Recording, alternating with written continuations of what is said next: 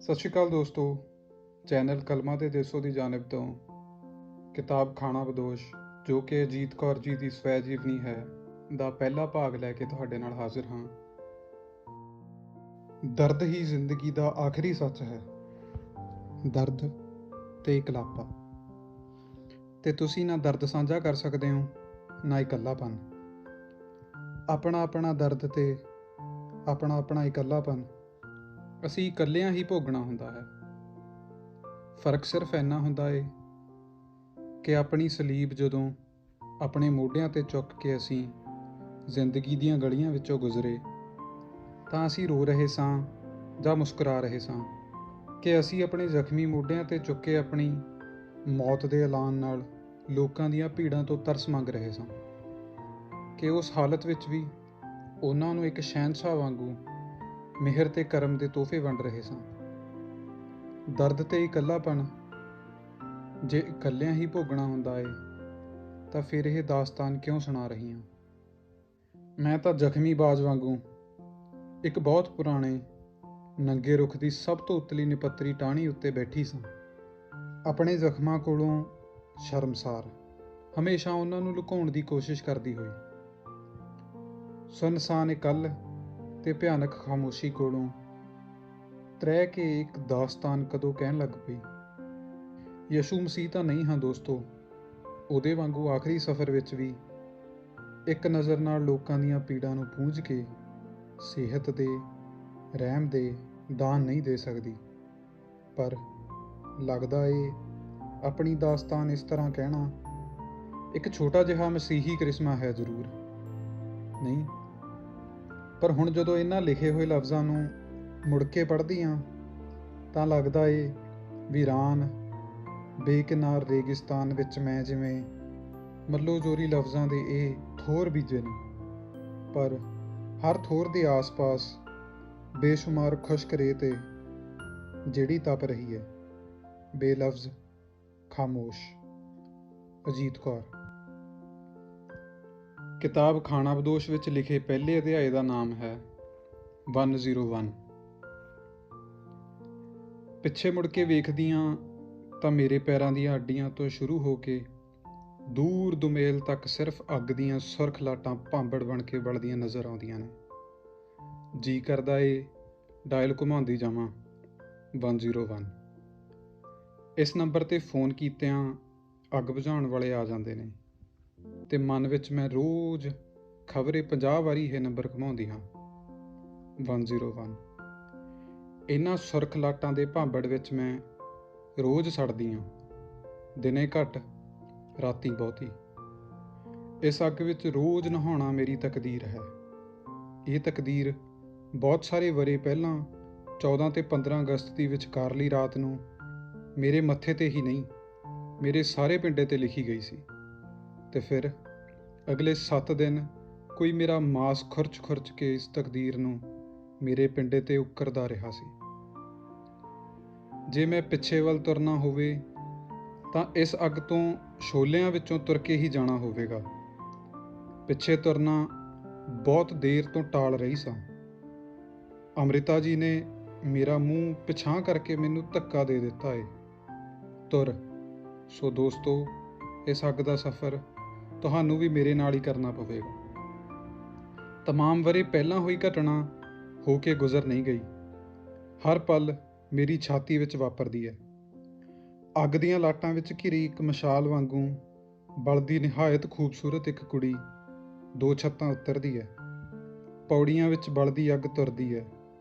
ਮੈਨੂੰ ਲੱਗਦਾ ਏ ਉਹ ਅੱਗ ਮੇਰੇ ਕੱਪੜਿਆਂ ਨੂੰ ਹੀ ਨਹੀਂ, ਮੇਰੇ ਪਿੰਡੇ ਦੇ ਮਾਸ ਨੂੰ ਲੱਗੀ ਹੋਈ ਹੈ, ਤੇ ਪੌੜੀਆਂ ਵਿੱਚੋਂ ਲਟ ਲਟ ਬਲਦੀ ਮੈਂ ਉੱਤਰ ਰਹੀ ਹਾਂ। ਮੈਨੂੰ ਪਤਾ ਏ ਮੈਂ ਮੁਸੀਬਤ ਵੇਲੇ ਚੀਖ ਕੇ ਕਿਸੇ ਨੂੰ ਮਦਦ ਲਈ ਨਹੀਂ ਬੁਲਾ ਸਕਦੀ, ਜਦ ਤੱਕ ਉਹ ਮੇਰਾ ਬਿਲਕੁਲ ਆਪਣਾ ਨਾ ਹੋਵੇ। ਉਹਨੇ ਵੀ ਉਸ ਅਜਨਬੀ ਸ਼ਹਿਰ ਦੀਆਂ ਪਰਾਈਆਂ ਪੌੜੀਆਂ ਵਿੱਚ ਕਿਸੇ ਨੂੰ ਨਹੀਂ ਪੁਕਾਰਿਆ ਹੋਣਾ। 14 ਅਗਸਤ ਦੀ ਸ਼ਾਮ ਸੀ, 1974।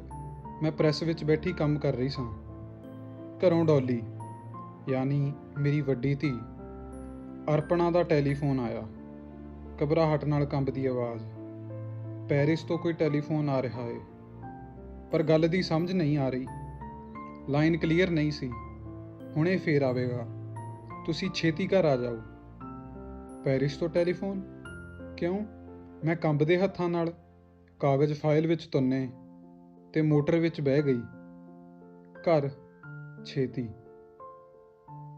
ਕੈਂਡੀ, ਮੇਰੀ ਨਿੱਕੀ ਧੀ, 1.5 ਮਹੀਨੇ ਪਹਿਲਾਂ ਫਰਾਂਸ ਗਈ ਸੀ। ਜਵਾਹਰ ਲਾਲ ਨਹਿਰੂ ਯੂਨੀਵਰਸਿਟੀ ਵਿੱਚ ਫ੍ਰੈਂਚ ਦਾ MA ਕਰ ਰਹੀ ਸੀ। ਅਜੇ ਪਹਿਲੇ ਸਾਲ ਦਾ ਹੀ ਇਮਤਿਹਾਨ ਹੋਇਆ ਤਾਂ ਆਪਣੀ ਕਲਾਸ ਨੂੰ ਟਾਪ ਕੀਤਾ, ਸੋ 2 ਮਹੀਨੇ ਦਾ ਸਕਾਲਰਸ਼ਿਪ ਮਿਲਿਆ ਫਰਾਂਸ ਜਾ ਕੇ ਕੋਈ ਕੋਰਸ ਕਰਨ ਲਈ, ਜਾਂ ਆਪੇ ਰਿਸਰਚ ਕਰਕੇ ਫਰਾਂਸ ਬਾਰੇ ਕੋਈ ਥੀਸਿਸ ਲਿਖਣ ਲਈ। ਉਹਨੇ ਥੀਸਿਸ ਲਿਖਣਾ ਚੁਣਿਆ ਸੀ, ਇਸ ਕਰਕੇ ਉਹ ਸਾਰੇ ਫਰਾਂਸ ਵਿੱਚ ਘੁੰਮ ਰਹੀ ਸੀ। ਤਕਰੀਬਨ ਰੋਜ਼ ਉਹਦਾ ਖਤ ਆਉਂਦਾ ਸੀ। ਅਜੇ ਕੱਲ੍ਹ ਹੀ ਤਾਂ ਖਤ ਆਇਆ ਸੀ, ਲੰਮਾ ਖਤ ਵਿਸ਼ੀ ਤੋਂ।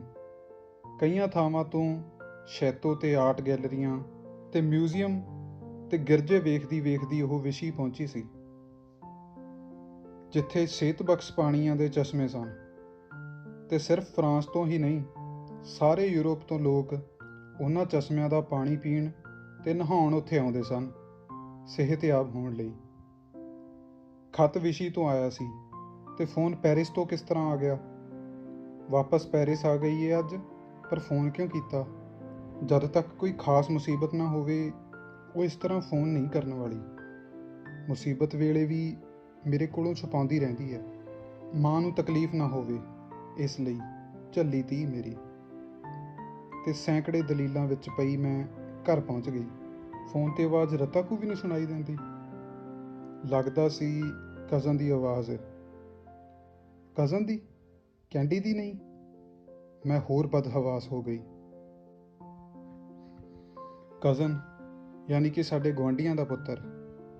ਕੈਂਡੀ ਸੀਨੀਅਰ ਕੈਂਬਰਿਜ ਕਰ ਚੁੱਕੀ ਸੀ ਤੇ ਕਜ਼ਨ ਕਿਸੇ ਕਾਲਜ ਵਿੱਚ ਪੜ੍ਹਦਾ ਸੀ। ਜਦੋਂ ਅਸੀਂ ਇਸ ਗ੍ਰੇਟਰ ਕੈਲਾਸ਼ ਵਾਲੇ ਘਰ ਵਿੱਚ ਆਏ ਸਾਂ, ਉਹ ਉੱਤੇ ਰਹਿੰਦੇ ਸਨ ਤੇ ਅਸੀਂ ਥੱਲੇ।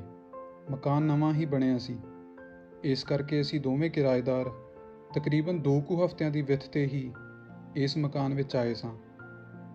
ਅਸੀਂ ਪਹਿਲੋਂ ਆਏ ਸਾਂ ਹੇਠਲੇ ਪੋਰਸ਼ਨ ਵਿੱਚ, ਉਹ ਮਗਰੋਂ ਆਏ ਸਨ। ਇਸ ਕਰਕੇ ਉਹਨਾਂ ਦਾ ਸਮਾਨ ਉੱਤੇ ਚੜ੍ਹਾਉਣ ਦੀ ਤੇ ਪਹਿਲੇ ਇੱਕ ਅੱਧ ਦਿਨ ਉਹਨਾਂ ਨੂੰ ਰੋਟੀ ਪਾਣੀ ਪੁੱਛਣ ਦੀ ਜ਼ਿੰਮੇਵਾਰੀ ਸਾਡੀ ਬਣਦੀ ਸੀ। ਸਾਡੀ ਯਾਨੀ ਮੇਰੀ ਤੇ ਮੇਰੀਆਂ ਦੋਹਾਂ ਧੀਆਂ ਦੀ। ਇਸ ਤਰ੍ਹਾਂ ਇੱਕ ਵਾਕਫੀਅਤ ਸ਼ੁਰੂ ਤੋਂ ਹੀ ਬੜੇ ਚੰਗੇ ਰਿਸ਼ਤੇ ਵਿੱਚ ਬਦਲ ਗਈ ਸੀ। ਪਰ ਉਹ ਹੋਰ ਕਿਸਮ ਦੇ ਲੋਕ ਸਨ। ਹੌਲੀ-ਹੌਲੀ ਮਨ ਦੂਰ ਹੁੰਦੇ ਗਏ ਸਨ। ਉਹਨਾਂ ਦੀ ਆਪਣੀ ਦੁਨੀਆ ਸੀ, ਜਿਸ ਵਿੱਚ ਹੀਰੇ ਵੇਚੇ ਜਾਂਦੇ ਸਨ, ਲੱਖਾਂ ਦਾ ਵਪਾਰ ਹੁੰਦਾ ਸੀ। ਕਿਸੇ ਕਿਤਾਬ ਲਈ ਕੋਈ ਥਾਂ ਨਹੀਂ ਸੀ। ਅੰਤਾਂ ਦਾ ਸ਼ੋਰ ਸੀ, ਜਿਹੜਾ ਸਵੇਰੇ ਬ੍ਰੇਕਫਾਸਟ ਵੇਲੇ ਤਲੀਆਂ ਜਾਣ ਵਾਲੀਆਂ ਪੂੜੀਆਂ ਤੋਂ ਸ਼ੁਰੂ ਹੁੰਦਾ ਸੀ ਤੇ ਅੱਧੀ ਰਾਤ ਤੱਕ ਸ਼ਰਾਬ ਦੇ ਦੌਰਾਂ ਨਾਲ ਤੇ ਤਾਸ਼ ਦੀ ਜਿੱਤ ਹਾਰ ਨਾਲ ਤੇ ਅੱਖਰਾਂ ਦੇ ਰੌਲੇ ਨਾਲ ਤੁਰਦਾ ਰਹਿੰਦਾ ਸੀ। ਅਸੀਂ ਥੱਲੇ ਸਾਂ, ਸੋ ਹਰ ਵੇਲੇ ਲੱਗਦਾ ਸੀ ਕਿ ਸਿਰ ਉੱਤੇ ਹਥੌੜੇ ਚੱਲ ਰਹੇ ਨੇ। ਧਮ-ਧਮ ਤੁਰਦੇ ਪੈਰਾਂ ਦੀ ਗੜਗੜਾਹਟ, ਆਉਣ ਜਾਣ ਵਾਲੇ ਉਹਨਾਂ ਦੀ ਕਿਸਮ ਦੇ ਹੀ ਲੋਕਾਂ ਦਾ ਪੌੜੀਆਂ ਚੜ੍ਹਨ ਉਤਰਨ ਦਾ ਬੇਇੰਤਹਾ ਸ਼ੋਰ। ਅੱਧੀ ਰਾਤ ਤੱਕ ਮੋਟਰਾਂ ਦੇ ਸਟਾਰਟ ਹੋਣ ਦੀ ਤੇ ਮੋਟਰਾਂ ਦੇ ਬੂਹਿਆਂ ਦੇ ਖੋਲ੍ਹਣ ਤੇ ਕਾੜ ਕਰਕੇ ਬੰਦ ਹੋਣ ਦੀ ਆਵਾਜ਼, ਜਿਹੜੀ ਠਹਿਰੀ ਹੋਈ ਰਾਤ ਵਿੱਚ ਗੜਗੜਾਉਂਦੀ ਹੋਈ ਗੂੰਜਦੀ। ਅੱਧੀ ਰਾਤ ਤੱਕ ਉਹਨਾਂ ਦੇ ਦੋਹਾਂ ਨੌਕਰਾਂ ਦੀਆਂ ਉੱਚੀ-ਉੱਚੀ ਗੱਲਾਂ ਤੇ ਸੈਂਕੜੇ ਭਾਂਡਿਆਂ ਦੀ ਖਣਖਣਾਉਂਦੀ ਗੂੰਜ। ਕੋਈ ਵੀ ਅਜਿਹਾ ਕਮਰਾ ਨਹੀਂ ਸੀ ਜਿਸ ਵਿੱਚ ਆਵਾਜ਼ਾਂ ਘੱਟ ਆਉਣ। ਪਿਛਲੇ ਕਮਰੇ ਦੇ ਉੱਤੇ ਜਿਹੜਾ ਕਮਰਾ ਸੀ, ਉਸ ਵਿੱਚ ਔਰਤਾਂ ਆਪਣੀਆਂ ਸਹੇਲੀਆਂ ਨਾਲ ਬੈਠੀਆਂ ਤਾਸ਼ ਖੇਡਦੀਆਂ ਰਹਿੰਦੀਆਂ ਤੇ ਪਾਨ ਖਾਂਦੀਆਂ ਰਹਿੰਦੀਆਂ। ਅਗਲੇ ਵੱਡੇ ਕਮਰੇ ਦੇ ਉਤਲੇ ਕਮਰੇ ਵਿੱਚ ਮਰਦ ਸ਼ੋਰ ਕਰਦੇ ਰਹਿੰਦੇ। ਤਾਸ਼ ਜਿਸ ਤਰ੍ਹਾਂ ਭਲਵਾਨ ਅਖਾੜਿਆਂ ਵਿੱਚ ਦੰਗਲ ਕਰਦੇ ਹੋਣ। ਕਈ ਵਾਰੀ ਮੈਂ ਘਬਰਾ ਕੇ ਬਾਹਰ ਨਿਕਲ ਜਾਂਦੀ। ਘਰ ਦੇ ਤਕਰੀਬਨ ਸਾਹਮਣੇ ਹੀ ਇੱਕ ਪਾਰਕ ਸੀ, ਉਸ ਵਿੱਚ ਜਾ ਖਲੋਂਦੀ। ਆਲੇ ਦੁਆਲੇ ਦੇ ਸਾਰੇ ਘਰ ਸ਼ਾਂਤ ਹਨੇਰੇ ਵਿੱਚ ਅਣਜਾਣ ਬੱਚਿਆਂ ਵਾਂਗੂ ਸੌਂ ਰਹੇ ਹੁੰਦੇ। ਸਿਰਫ ਇੱਕ ਸਾਡੇ ਘਰ ਦੇ ਉਤਲੇ ਹਿੱਸੇ ਵਿੱਚੋਂ ਅੰਤਾਂ ਦਾ ਸ਼ੋਰ, ਗਲਾਸਾਂ ਦੀ ਤੇ ਭਾਂਡਿਆਂ ਦੀ ਆਵਾਜ਼, ਪੈਰਾਂ ਦੀ ਗੜਗੜਾਹਟ ਤੇ ਰੌਸ਼ਨੀ ਉੱਲਰ ਕੇ ਬਾਹਰ ਨਿਕਲ ਰਹੇ ਹੁੰਦੇ। ਕਹੀ ਬਦਕਿਸਮਤੀ ਏ, ਮੈਂ ਸੋਚਦੀ। ਸੁਣਨ ਲਈ ਧੰਨਵਾਦ। ਕਿਤਾਬ ਖਾਨਾਬਦੋਸ਼ ਦਾ ਅਗਲਾ ਭਾਗ ਲੈ ਕੇ ਜਲਦ ਹੀ ਤੁਹਾਡੇ ਰੂਬਰੂ ਹੋਵਾਂਗੇ।